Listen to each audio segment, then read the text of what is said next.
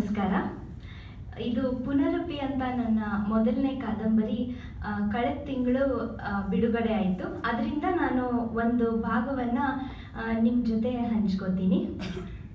ಈ ಅಧ್ಯಾಯದ ಹೆಸರು ಮೃತ್ಯುಗಂಟಿದ ಬದುಕು. ಸುಮಾರು 10 ವರ್ಷಗಳ ಹಿಂದೆ ನೆತ್ತಿ ಸುಡುವ ಆ ಬಿರು ಬೇಸಿಗೆಯ ಮಧ್ಯಾಹ್ನ ಹುಬ್ಬಳ್ಳಿಯ ದಾಜಿಬಾನಪೇಟೆಯ ಸಿಟಿ ಕ್ಲಿನಿಕ್ಕಿನಲ್ಲಿ ನನ್ನ ತೋರು ಬೆರಳನ್ನು ಗಟ್ಟಿಯಾಗಿ ಹಿಡಿದ ನನ್ನ ತಮ್ಮ ಅಶೋಕನ ಕೈ ಹಿಡಿತವನ್ನು ಸಡಿಲಿಸಲು ಹೋಗಿ ಸೋತೆ. ಅಶೋಕ ನಗುತ್ತಿದ್ದ. ನಗು ಎಂದರೆ ಮನಸ್ಫೂರ್ತಿ ನಗುತ್ತಿದ್ದ ಎಂದು ಹೇಳಲು ಬಾರದು. ತುಟಿ ಅಗಲಿಸಿದ್ದ. ಆ ಕಾರಣವಾಗಿ ಕೆನ್ನೆ ನಗುತ್ತಿದ್ದಂತೆ ಭಾಸವಾಗುವ ಹಾಗೆ ಗುಂಡಾಗಿತ್ತು. ಕಣ್ಣುಗಳಲ್ಲಿ ಮಾರ್ಧವವಿತ್ತು. ಮುಖದ ಮೇಲೆ ನೋವಿನ ಒಂದೇ ಒಂದು ಸಣ್ಣ ಗೆರೆಯೂ ಇರಲಿಲ್ಲ. ಆ ಕ್ಷಣ ಅವನ ಮನಸ್ಸಿನಲ್ಲಿ ಏನಿರಬಹುದು ಅಂತ ಯೋಚಿಸತೊಡಗಿ ಆ ಭಾವದ ತೀಕ್ಷ್ಣತೆಯನ್ನು ನನ್ನದಾಗಿಸಿಕೊಳ್ಳಲಾಗದೆ ಹೋದೆ. ತಮ್ಯಾ ಎಂದು ಅವನ ಕಿವಿಯ ಬಳಿ ಮೃದುವಾಗಿ ಉಸುರಿದೆ. ನನ್ನ ಧ್ವನಿ ನನಗರಿವಿಲ್ಲದೆ ಗದ್ಗದಿತವಾಗಿತ್ತು. ಪಕ್ಕದಲ್ಲಿ ಶ್ವೇತಧಾರಿಯಾಗಿ ನಿಂತಿದ್ದ ಬೆಳ್ಳಿ ಕೂದಲಿನ ಡಾಕ್ಟರರು ನಿರಂತರ ನಿದ್ರೆಗೆ ಜಾರಿದ ಅಶೋಕನ ಕಣ್ಣು ಮುಚ್ಚುತ್ತಾ ಸಾರಿ ಎಂದರು. ನಿಜ, ಆ ಸಾವು ಎಂಬುದು ನಿಜಕ್ಕೂ ಹೇಗಿರುತ್ತದೆ ಅದು? ಈ ಕ್ಷಣ, ಇದೇ ಕ್ಷಣ ತಾನು ಸಾಯುತ್ತಿದ್ದೇನೆ ಎಂಬ ಅರಿವು ಮನ ತುಂಬಿದಾಗ ಅಶೋಕನ ಮನದಲ್ಲಿ ಏನು ನಡೆದಿರಬಹುದು? ಆ ಒಂದೇ ಕ್ಷಣದಲ್ಲಿ ಯಾರು ಯಾರನ್ನು ಅವನು ಕೊನೆಯದಾಗಿ ನೆನೆಸಿಕೊಂಡಿರಬಹುದು? ಅಥವಾ ಅವರನ್ನೆಲ್ಲ ನೆನಪಿಸಿಕೊಳ್ಳಲು ಈ ಬದುಕಿನಲ್ಲಿ ಪಾಲುದಾರರಾಗಿ ಸುಖ, ನೋವು, ಅವಮಾನ, ಹಿಂಸೆ, ಖುಷಿ, ಅಹಂಕಾರ, ದರ್ಪ, ಮಮತೆ ತೋರಿದ ಸಹಚರರಿಗೆಲ್ಲ ಒಂದೇ ಒಂದು ಸಲ ಮನಸ್ಸಿನಲ್ಲಿ ಧನ್ಯವಾದ ಹೇಳಲು ಕೂಡ ಸಾವು ಸಮಯ ಕೊಡುವುದಿಲ್ಲವೇ? ನಿನ್ನದಾಯಿತು, ನಡಿ ನಡಿ ಎಂದು ಥಟ್ಟನೆ ದೀಪ ಆರಿಸಿದ ಹಾಗೆ ಸಾವು ಸಂಭವಿಸಿ ಬಿಡುತ್ತದೆಯೇ? ಓ, ಇದು ಈಗಲೇ ಆಗುತ್ತಿದೆ ಅಲ್ಲವೇ ಅಂತ ಯೋಚಿಸಲು ಒಂದು ಗಳಿಗೆ ಕೂಡ ಪುರುಸೊತ್ತು ಸಿಗಲಿಕ್ಕಿಲ್ಲವೇ? ನನಗೆ ಗೊತ್ತಿಲ್ಲ. ನನಗೆ ಇಂಥದೇ ಮರುಳು. 70ರ ಸಮೀಪದ ಈ ಇಳಿ ವಯಸ್ಸಿನಲ್ಲಿ ಕುಳಿತು ಇಂಥದೇ ಬಡಬಡಿಸುವುದು ನಾನು ಮಹಾತತ್ವಜ್ಞಾನಿಯಂತೆ. ನಿಜ ಹೇಳಬೇಕೆಂದರೆ ಈ ಗಡಿಯಾಚಿನ ಊರಿನ ಉಪಮೆಯೂ ಸರಿ ಇಲ್ಲ ಎನ್ನಿಸುತ್ತದೆ. ಕೆಲವೊಮ್ಮೆ ಸಾವೆಂದರೆ ಪೂರ್ಣತ್ವ ಎನ್ನಿಸುತ್ತದೆ. ಒಂದು ಪೂರ್ಣ ಸುತ್ತು ಹೊಡೆದು ಬಂದ ಹಾಗೆ, ಅಂತ್ಯವೇ ಇಲ್ಲದ ವೃತ್ತದ ಹಾಗೆ. ಇನ್ನೊಂದು ಸಲ ಭಕ್ತಿಯ ಭಾವ ಆವರಿಸುತ್ತದೆ.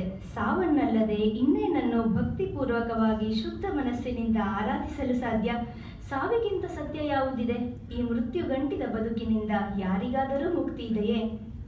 ಚಿಕ್ಕ ಹುಡುಗನಾಗಿದ್ದಾಗ ಪ್ರತಿ ಬೇಸಿಗೆ ರಜೆಯನ್ನು ಅಪ್ಪನ ಹುಟ್ಟೂರಾದ ಮಾದಾರಹಳ್ಳಿಯಲ್ಲಿ ಕಳೆಯುತ್ತಿದ್ದೆ.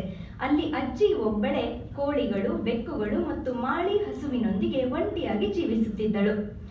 ಪುಟ್ಟದೊಂದು ಗುಡಿಸಲಿನಲ್ಲಿ ಇದ್ದೊಂದು ಚಿಮಣಿಯ ಬೆಳಕಿನಲ್ಲಿಯೇ ಗಂಜಿ ಬೇಯಿಸಿಕೊಂಡು ನೀರುಳ್ಳಾಗಡ್ಡಿಗೆ ಮಡಕೆ ಕಾಳು ಹಾಕಿ ಖಾರ ಖಾರ ಸಾರು ಮಾಡಿಕೊಂಡು ಉಂಡು ಹೇಗೋ ಸುಖವಾಗಿದ್ದಳು. ತಲೆ ತುಂಬ ಹುಲ್ಲಿನ ಮೂಟ ಹೊತ್ತುಕೊಂಡು ಕಾಡಿನಿಂದ ಬರುವ ಹರಿದ ಪತ್ಲದ ಹೆಂಗಸರನ್ನು ನಿಲ್ಲಿಸಿಕೊಂಡು ನೀರು ಬೆಲ್ಲ ಕೊಡುತ್ತಿದ್ದಳು.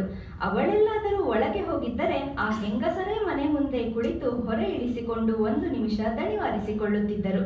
ಆಗ ದೊಡ್ಡ ದನಿಯಲ್ಲಿ, ಜಾನಮಾರ, ಆಸರಿಗ ಏನಾದರೊಂದಿಷ್ಟು ಕೊಡರಿ ಅಂತ ಬಿಡೆ ಬಿಟ್ಟು ಕೇಳಿ ನೀರು ಬೆಲ್ಲವನ್ನು ಇಸಿದುಕೊಳ್ಳುತ್ತಿದ್ದರು. ಹಿಂದೆ ನಡೆದಿದ್ದ ಯಾವುದೋ ಮನಸ್ತಾಪದ ನೆಪ ಹೇಳಿ ಅಮ್ಮ ಮಾದಾರಹಳ್ಳಿಗೆ ಅಜ್ಜಿ ಬದುಕಿರುವ ತನಕ ಕಾಲಿಡುವುದಿಲ್ಲ ಅಂತ ಶಪಥ ಮಾಡಿದ್ದಳಂತೆ. ಯಾವಾಗಲೂ ವಾರಕ್ಕೊಂದು ದಿನ 1-2 ಮಕ್ಕಳು ಮಾತ್ರ ಬರುತ್ತಿದ್ದ ಅಂಗನವಾಡಿ ನಡೆಸುತ್ತಾ ನನ್ನ ಶಾಲೆಯ ಕಾರಣ ಹೇಳಿ ಮಿಲಿಟರಿ ಬೆಟಾಲಿಯನ್ನಲ್ಲಿ ಕುಕ್ ಆಗಿದ್ದ ಅಪ್ಪ ಬೆಳಗಾವಿಗೆ ತೆರಳಿದಾಗಲೂ ಅಮ್ಮ ಗದಗ ಬಿಟ್ಟು ಹೊರಡುತ್ತಿರಲಿಲ್ಲ. ಮಂಕಾಳಮ್ಮ ಎಂಬ ತವರು ಮನೆಯ ಹೆಸರನ್ನು ಆ ಮನೆಯಲ್ಲಿಯೇ ತೊರೆದು ನಾನೆಂದೂ ಕಾಣದ ಅಜ್ಜನಿಂದ ಜಾನಕಿ ಎಂದು ಕರೆಸಿಕೊಳ್ಳುತ್ತಾ ಮಾದಾರಹಳ್ಳಿ ಎಂಬ ಈ ಊರಿನ ಸ್ವತ್ತೇ ಆದ ಅಜ್ಜಿಯನ್ನು ನಾನು ರೂಢಿಯಿಂದ ಜಾನಮ್ಮ ಎಂದು ಕರೆಯುತ್ತಿದ್ದೆ. ಜಾನಮ್ಮ ರಾತ್ರಿ ಊಟವಾಗಿ ದೀಪವಾರಿದ ಮೇಲೆ ತನ್ನ ಬೊಕ್ಕಣಿಕೆಯಿಂದ ಒಂದೊಂದೇ ಕತೆಗಳನ್ನು ತೆರೆಯುತ್ತಿದ್ದಳು. ಆ ಕತೆಗಳಲ್ಲಿಯೂ ಸಾವು ಬರುತ್ತಿತ್ತು. ಆದರೆ ಆ ಕತೆಗಳಲ್ಲಿ ಬರುವ ಸಾವು ಹೇಳಿ ಕೇಳಿ ಬರುತ್ತಿತ್ತು. ಸತ್ಯವಾನನ ಪ್ರಾಣ ಎಳೆದುಕೊಂಡು ಹೋಗುವಾಗಲೂ ಸಾವಿತ್ರಿಯನ್ನು ಕೇಳಿ ತೆಗೆದುಕೊಂಡು ಹೋಗುತ್ತಿತ್ತು. ಪುಣ್ಯಕೋಟಿ ಹಸು ಕರುವಿಗೆ ಹಾಲು ಕುಡಿಸಿ ಮುದ್ದು ಮಾಡಿ ಬರುವ ತನಕ ತಾಳ್ಮೆಯಿಂದ ಕಾಯುತ್ತಿತ್ತು.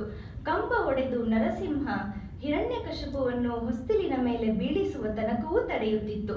ಹೆಂಡತಿಯ ಕುತ್ತಿಗೆ ಕಡಿಯುವ ಹರಿಶ್ಚಂದ್ರನಿಗಂತೂ ಕತ್ತಿಯೇ ಹೂಹಾರವಾಗಿ ಬದಲಾಗಿ ಬಿಡುತ್ತಿತ್ತು. ಆ ಸಾವುಗಳ್ಯಾವುವೂ ಭಯಂಕರವಾಗಿರಲಿಲ್ಲ, ಭಯಾನಕವಾಗಿರಲಿಲ್ಲ. ಜಾನಮ್ಮ, ಅಜ್ಜನ ಪ್ರಾಣ ತಗೊಂಡು ಹೋಗೋ ಹೊತ್ತಿನ್ಯಾಗ ನೀನ್ಯಾಕ ಆ ಯಮನನ್ನ ತಡೆಯಲಿಲ್ಲವೇ ಎಂದು ಮುಗ್ಧ ಕುತೂಹಲದಲ್ಲಿ ಆಕಾಶದಲ್ಲಿನ ನಕ್ಷತ್ರ ದಿಟ್ಟಿಸುತ್ತ ಕೇಳುತ್ತಿದ್ದೆ.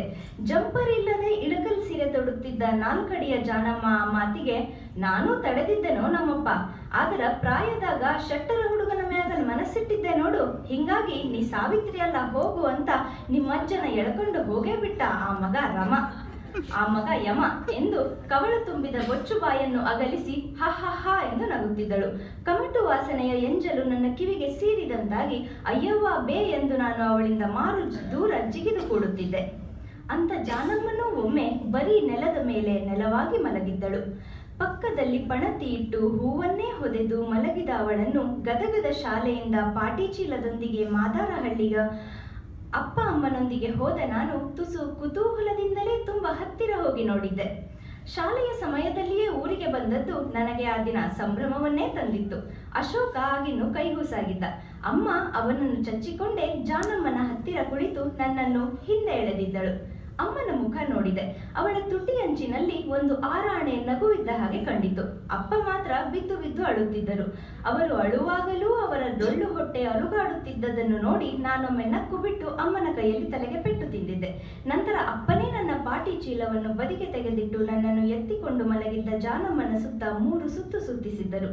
ಅವಳ ಕಾಲ ಬಳಿ ನನ್ನನ್ನು ಇಳಿಸಿ ಪಾದ ಮುಟ್ಟಿ ನಮಸ್ಕರಿಸು ಎಂದರು. ಜಾನಮ್ಮನ ಬಿರುಕು ಬಿಟ್ಟ ಪಾದಗಳನ್ನು ನಾನು ಅದೇ ಮೊದಲ ಬಾರಿಗೆ ನೋಡುತ್ತಿದ್ದೆ. ಅವಳ 2 ಹೆಬ್ಬೆರಳುಗಳನ್ನು ಸೇರಿಸಿ ದಾರ ಕಟ್ಟಿದ್ದರು.